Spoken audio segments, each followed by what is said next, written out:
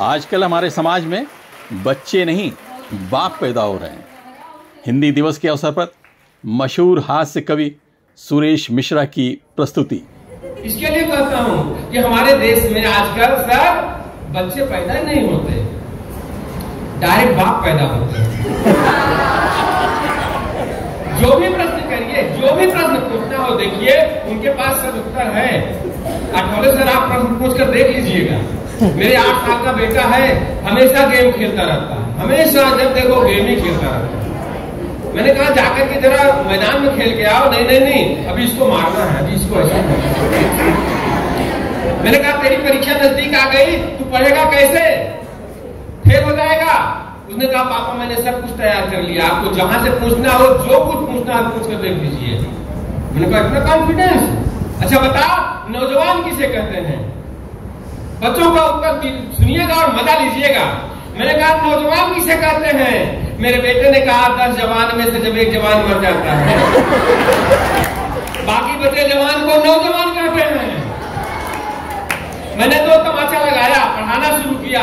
आधे घंटे तक उसकी आधे घंटे पढ़ाता रहा, फिर उसकी मैंने परीक्षा लेनी चाहिए। मैंने कहा अच्छा बेटे बता सत्य और भ्रम में क्या अंतर होता है? मेरे बेटे ने कहा पापा आप आधे घंटे से हमें पढ़ा रहे हैं तो सत्य है, लेकिन मैं पढ़ रहा हूं ये आपका भ्रम है।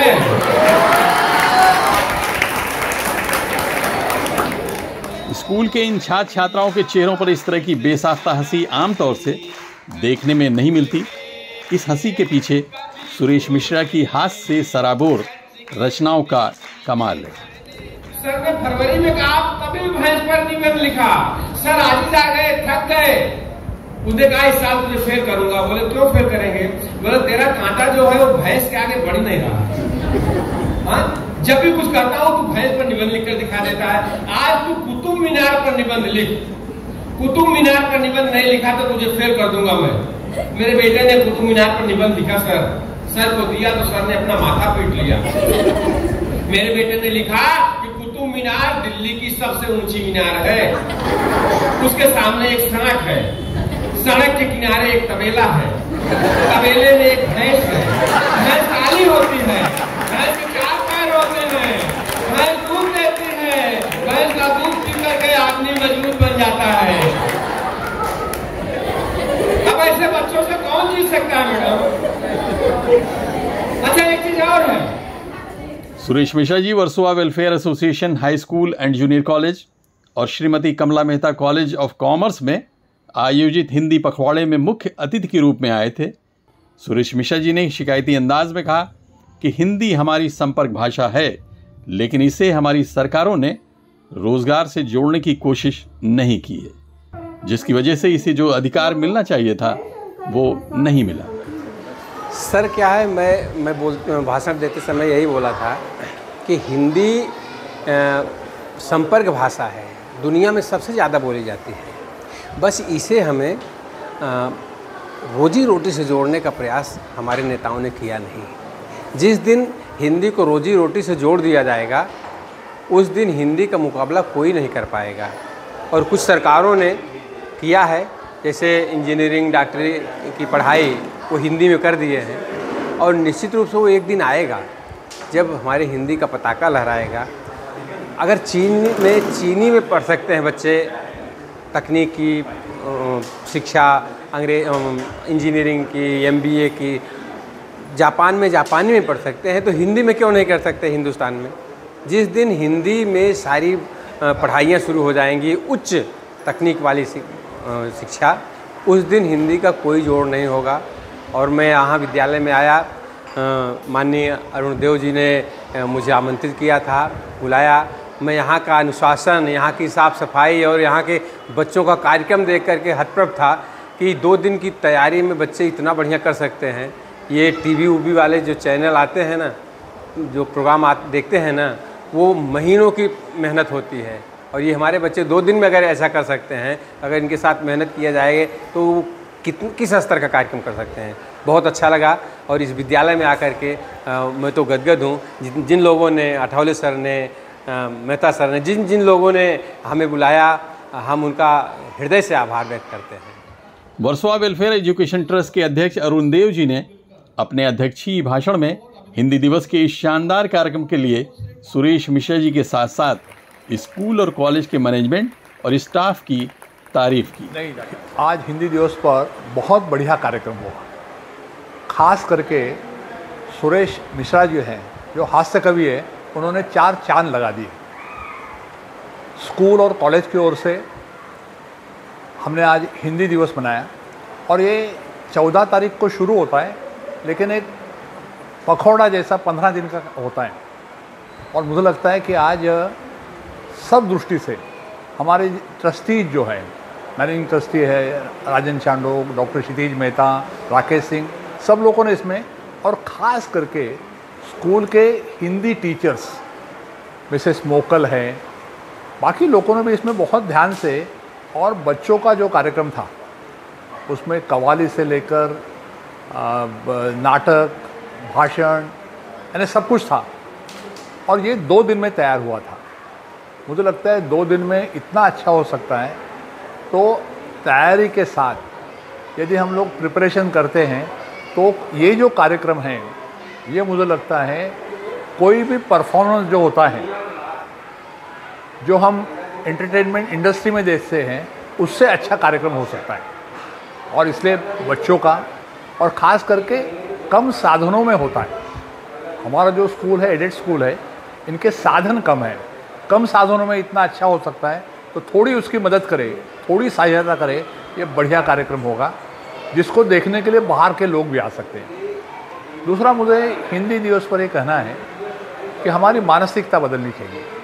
जो गुलामी की हमारी मेंटालिटी है, स्लेव, वो बदलेगी तो हिंदी आज भी सिर्फ राष्ट्रभाषा नहीं है, रोज़ के व्यवहार की भाषा है, रोज़गार की भाषा है। और देखो, टेक्नोलॉजी का उपयोग तो बहुत बढ़िया हो रहा है। पहले कवि सम्मेलनों में कवि अपनी डायरी लेकर आते थे, उसमें से पढ़ते थे। आज सुरेश मिश्रा जी जब मोबाइल हाथ में रखकर अपनी कविता पढ़ रहे हैं, तो टेक्नोलॉजी का उपयोग तो हो ही रहा है।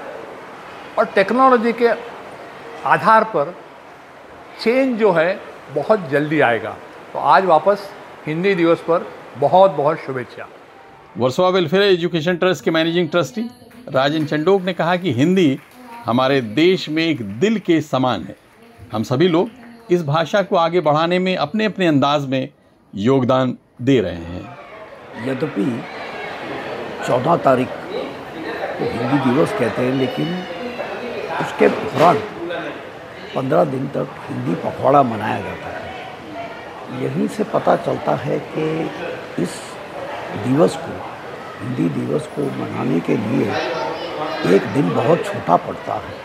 इतना बड़ा राष्ट्र, इतना बड़ा देश, असंख्य कार्यक्रम, इसके लिए पखवाड़ा मनाने की उसकी परंपरा चली आ रही है। कई स्कूलों में, कई कॉलेजों में इसी पखवाड़े के बीच ये दिवस मनाया जाता है, और यही उसकी पारंपरिक विशेषता भी रही है। हिंदी शुरू से हमारे देश का हृदय रहा।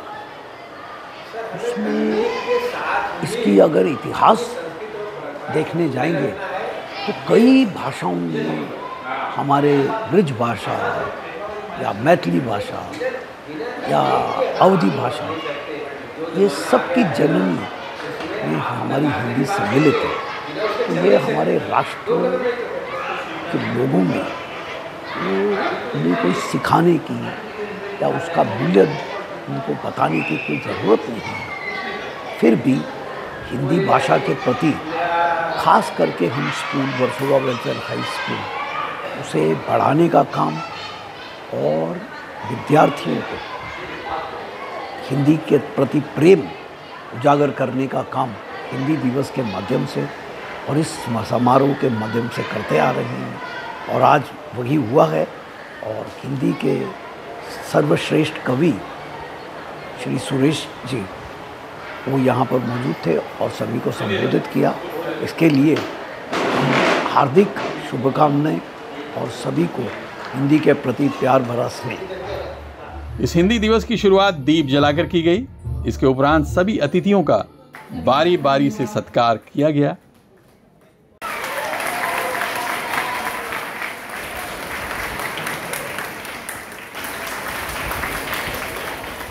इस मौके पर स्कूल और कॉलेज के छात्र छात्राओं ने समूह गीत, भाषण, हिंदी भाषा से संबंधित नारे, समूह नृत्य, हास्य व्यंग कविता, नाटक, कव्वाली, शेर व शायरी जिस तरह से पेश की, उनके इस अंदाज को देखकर सुरेश मिश्रा जी बहुत प्रभावित हुए। मेरा सौभाग्य है कि देव सर की कृपा मेरे ऊपर हुई और आप लोगों को सुनना। एक बार देव सर के लिए जोरदार तालियां।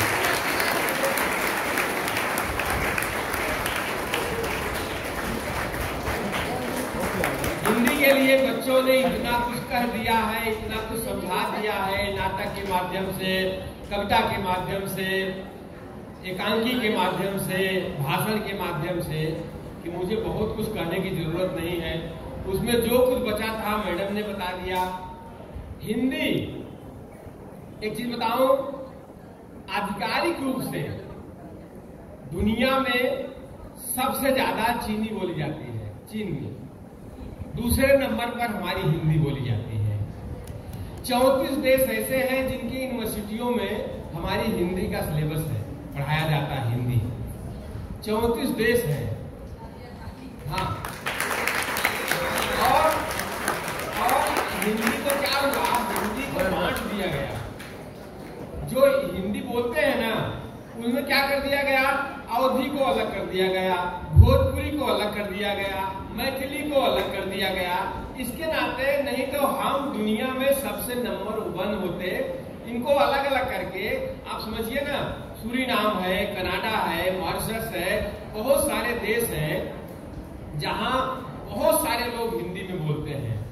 और उन लोगों की संख्या अगर जोड़ ली जाए तो पूरे विश्व में हिंदी नंबर 1 है, जो सबसे अधिक बोली जाती है।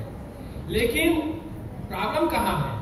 प्रॉब्लम यह है कि हिंदी को हमारे नेताओं ने, हमारे प्रशासन ने, हमारी दिल्ली सरकार ने राजनीतिक कारणों से, राजनीतिक, मैं तो यही कहता हूं, सिर्फ राजनीतिक कारण है और कोई कारण नहीं है। राजनीतिक कारणों से उसको राष्ट्रभाषा का दर्जा संविधान सभा ने मान्य तो किया, लेकिन उसको लागू नहीं कर पाए। संविधान सभा ने राष्ट्रभाषा हमें बनाया है, हिंदी को बनाया, मान्य किया, प्रस्ताव पारित किया, लेकिन दक्षिण के विरोध के कारण उसे संवैधानिक राष्ट्रभाषा की मान्यता मिल नहीं पाई, वो राजभाषा रह गई। तो आप सबको बहुत बहुत साधुवाद देता हूँ। इस अवसर पर कॉलेज के ट्रस्ट और मैनेजमेंट से जुड़े लोग, टीचिंग स्टाफ और नॉन टीचिंग स्टाफ के अलावा स्कूल और कॉलेज की छात्र छात्राएं मौजूद थे, जिसमें क्षितिज मेहता, राकेश सिंह, उत्तरेश्वर अठौले, डॉक्टर संतोष तिवारी और दिलीप पिंगले खास तौर से मौजूद थे। इस कार्यक्रम का समापन राष्ट्रीय गीत वंदे मातरम से किया गया। Abid Naqvi, press 9 news, Mumbai.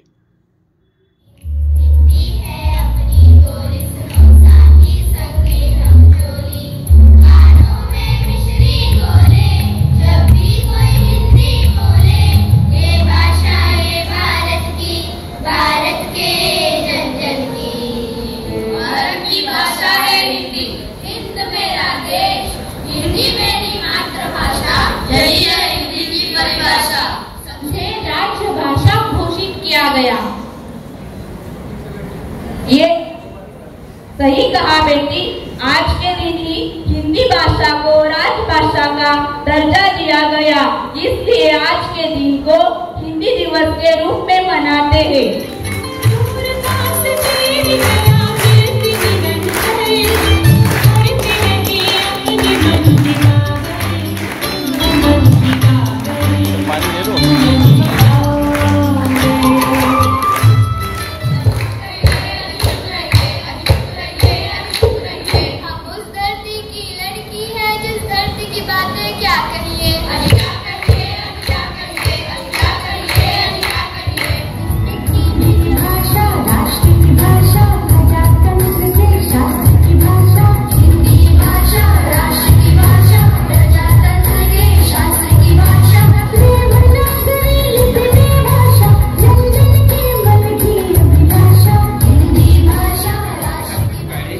आज जार जार हूँ बेटी, लाचार हूँ बेटी, तेरी जाती नहीं।